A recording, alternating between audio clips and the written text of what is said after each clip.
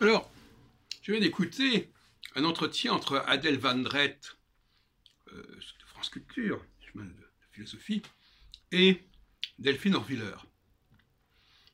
Alors, c'est quand même une discussion totalement surréaliste quand il s'agit de la circoncision.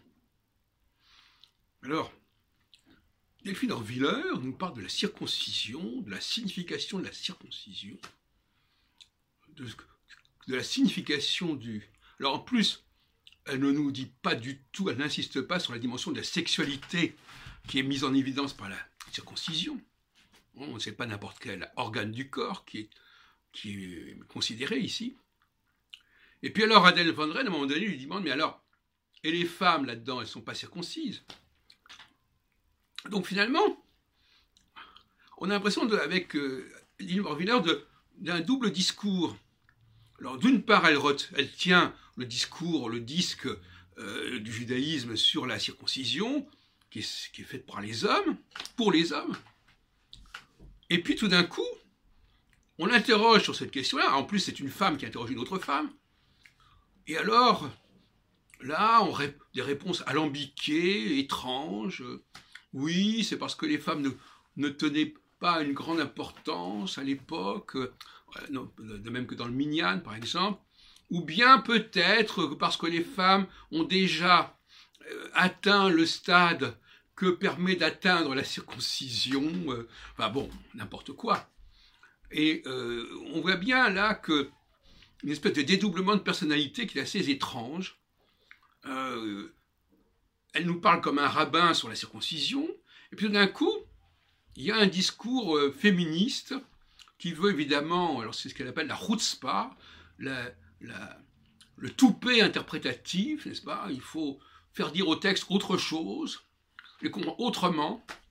Alors moi, je dis tout de suite, moi je ne suis pas contre la chutzpah d'une certaine manière, parce qu'effectivement, il y a parfois des éléments du texte qui font problème, mais là, faire dire au texte des choses qui n'ont absolument rien à voir avec le sujet, en fin de compte, quelque part, qui sont complètement hors contexte, complètement anachroniques, ça me paraît extraordinaire. Mais je vous recommande ce dialogue entre Adèle Van Dret et Delphine Orwiller, parce que ça vaut son pesant d'or, effectivement, dans le genre surréaliste. Et s'il y a bien un sujet que la femme rabbin a du mal à aborder, c'est bien le sujet de la circoncision. Et pour l'aborder, il faut une espèce de double jeu, en quelque sorte, de double jeu J-E, U et J-E, à la fois le discours traditionnel qui donne du sens à la circoncision, et puis alors, par ailleurs, Adèle Van Orwiller nous parle du tétragramme. Alors le tétragramme, alors évidemment, bon, c'est marqué, n'est-ce pas? C'est marqué, je suis celui. Bon, donc si c'est marqué dans l'Exode, alors, bon, et c'est un sujet extrêmement compliqué, le tétragramme. Est-ce que c'est vraiment la racine de l'être? Moi, j'ai montré que ce n'était pas le cas, que c'est une déformation, qu'il fallait lire Yahoud, c'est-à-dire que c'était la racine du remerciement, de l'action de grâce.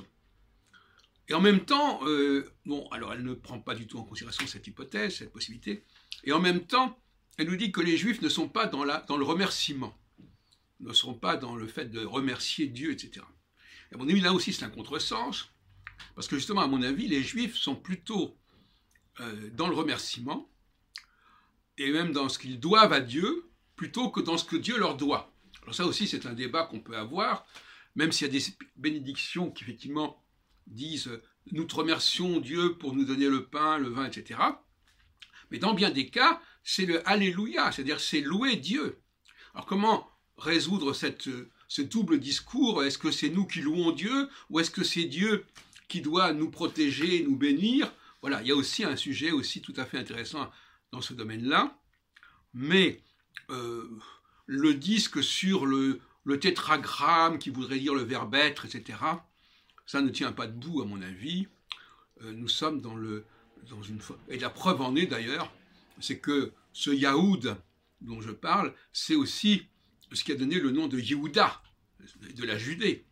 Et donc finalement, le peuple juif, c'est le peuple du Yahoud. Bon, excusez-moi, c'est quand même assez évident.